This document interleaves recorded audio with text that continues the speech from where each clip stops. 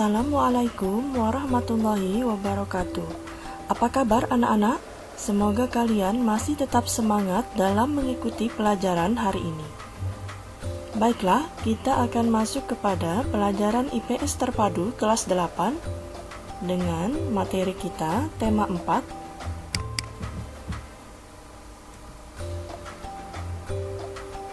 Perubahan masyarakat Indonesia pada masa penjajahan dan tumbuhnya semangat kebangsaan.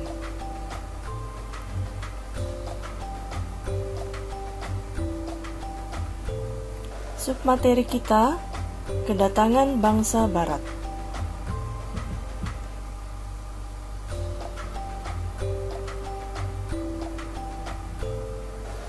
Tujuan pembelajaran.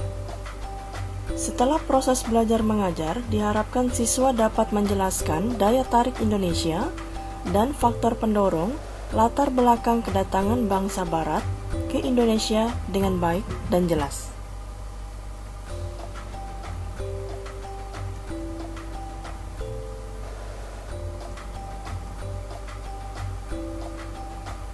Mengapa bangsa-bangsa Barat tertarik dengan kekayaan Indonesia?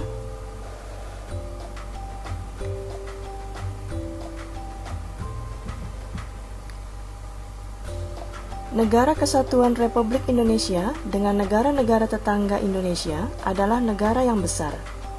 Wilayah Indonesia sangat luas, kekayaan melimpah, dan kaya akan berbagai budaya. Kondisi inilah yang menjadi daya tarik bangsa-bangsa lain datang ke Indonesia. Hubungan dagang dan interaksi budaya merupakan contoh hubungan Indonesia dengan bangsa-bangsa asing. Hubungan dengan bangsa-bangsa asing tidak hanya berdampak positif, tetapi juga negatif. Salah satu dampak negatif hubungan Indonesia dengan bangsa asing adalah terjadinya penjajahan pada masa lalu. Penjajahan telah menyebabkan perubahan dalam aspek geografi, sosial, budaya, dan politik. Penjajahan menyebabkan penderitaan bangsa Indonesia. Rakyat di berbagai daerah berusaha mengusir penjajah dari bumi pertiwi, tetapi sering kali gagal. Bangsa Indonesia sadar bahwa perlawanan di berbagai daerah gagal mengusir penjajah karena kurangnya persatuan dan kesatuan. Pada awal abad ke-20, bangsa Indonesia menemukan strategi baru perjuangan kemerdekaan, yakni melalui organisasi pergerakan nasional. Pergerakan nasional merupakan perjuangan mencapai kemerdekaan dengan organisasi modern dan melalui berbagai cara. Sumpah Pemuda pada tanggal 28 Oktober 1928 merupakan tonggak penting pergerakan persatuan nasional. Semangat persatuan dan tekad bangsa Indonesia untuk merdeka dikabulkan Tuhan Yang Maha Esa. Pada tanggal 17 Agustus 1945, bangsa Indonesia memproklamasikan kemerdekaannya.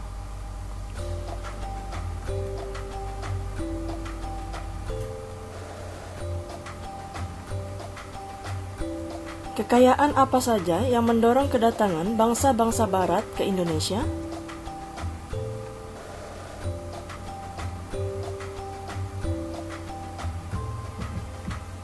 Melacak perjuangan bangsa dalam menghadapi berbagai terpaan pada masa lalu sangat penting karena menjadi cermin kehidupan sekarang dan yang akan datang. Nah, pada pelajaran kita kali ini, kalian akan mempelajari bagaimana perubahan masyarakat Indonesia pada masa penjajahan dalam aspek geografi, ekonomi, sosial, dan politik.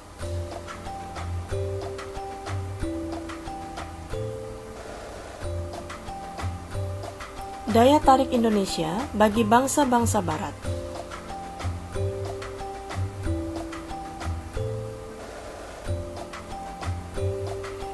Keunggulan lokasi berperan penting terhadap kegiatan ekonomi, transportasi, dan komunikasi masyarakat Indonesia.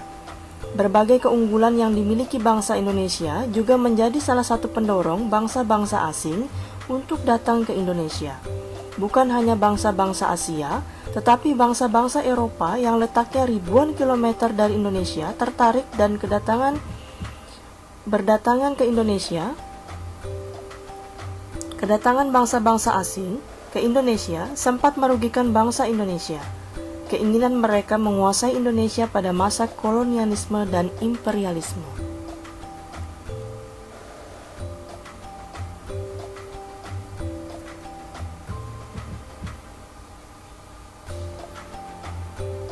Pada masa itu melahirkan dampak-dampak negatif bagi bangsa Indonesia.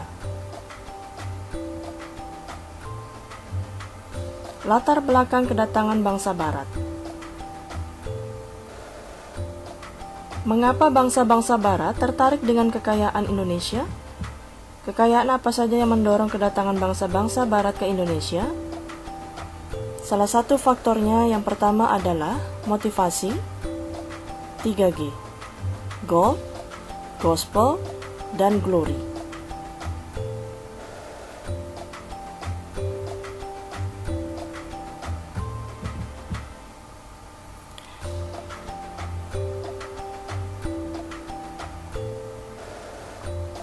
Gold, Gospel, dan Glory merupakan motivasi bangsa-bangsa Barat melakukan penjelajahan samudra terkenal dengan sebutan 3G. Karena memang semboyan tersebut berawal dengan huruf G, yaitu Gold, Glory, dan Gospel. Gold artinya emas, yang identik dengan kekayaan semboyan ini menggambarkan bahwa tujuan bangsa Barat ke Indonesia adalah untuk mencari kekayaan. Itulah yang membuat mereka melakukan ekspedisi dan penjelajahan. Glory bermakna kejayaan suatu bangsa. Gospel adalah keinginan bangsa Barat untuk menyebarluaskan atau mengajarkan agama Nasrani, khususnya agama Kristen, ke bangsa-bangsa di Asia, Afrika, dan Amerika Selatan.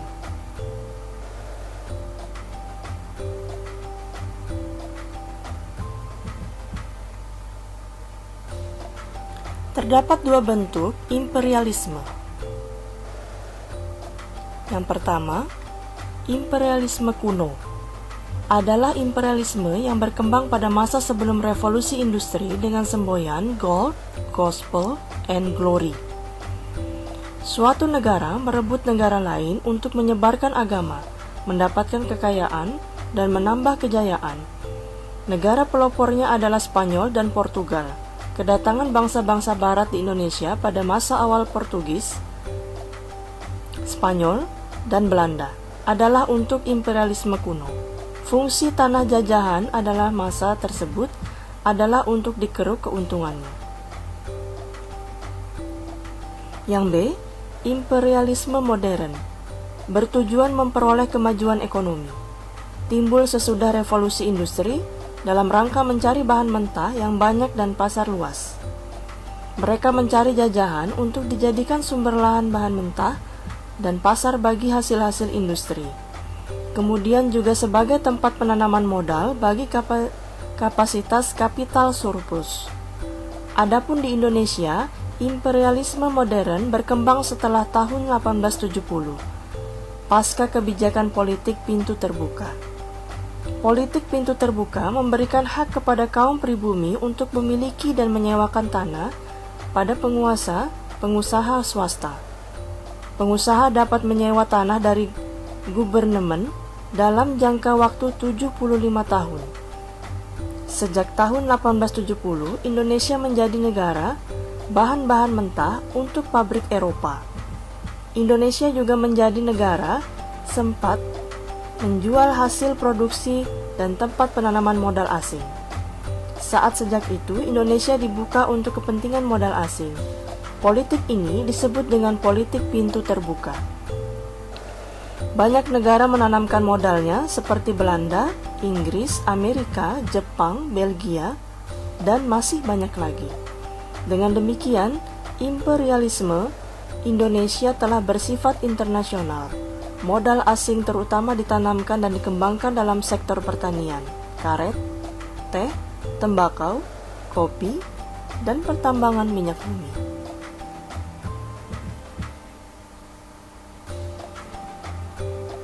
Revolusi industri.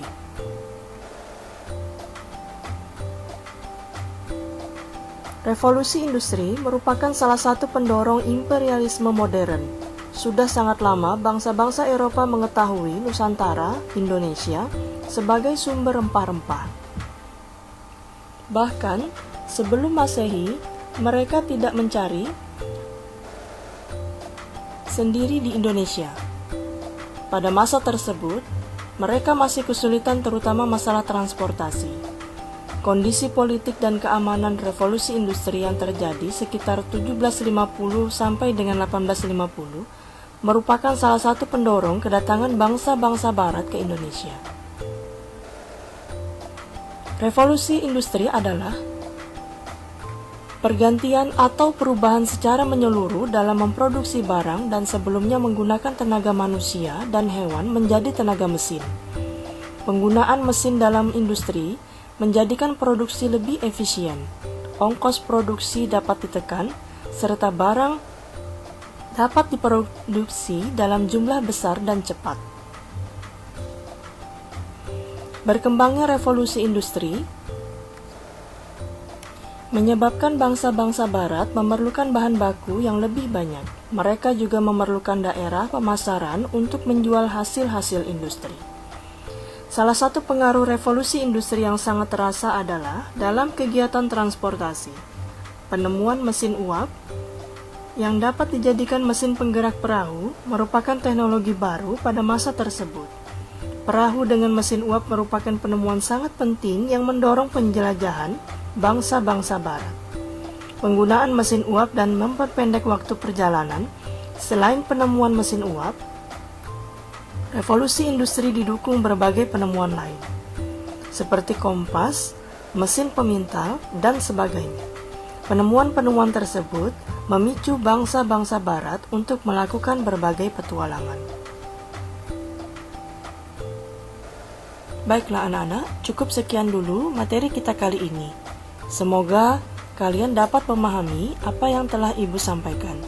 Kita akan bertemu lagi minggu depan dengan materi yang berbeda. Terima kasih. Wassalamualaikum warahmatullahi wabarakatuh.